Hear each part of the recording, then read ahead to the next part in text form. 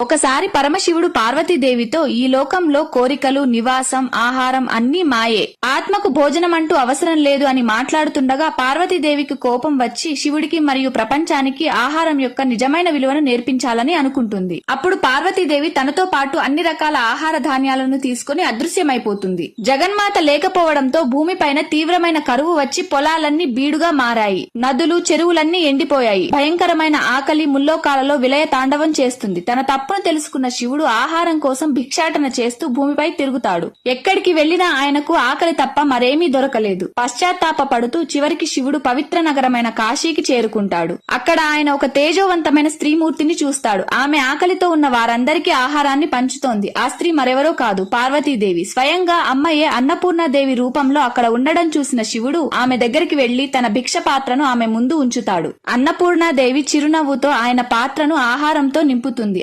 ఆహారాన్ని తినగానే శివుడి ఆకలి వెంటనే తీరుతుంది. అలా సమస్త విశ్వం యొక్క ఆకలి తీర్చడానికి అన్నపూర్ణాదేవి ఉద్భవించింది. అన్నపూర్ణాదేవి అవతారం గురించి నలుగురికి తెలిసేలా ఈ వీడియోని షేర్ చేయండి.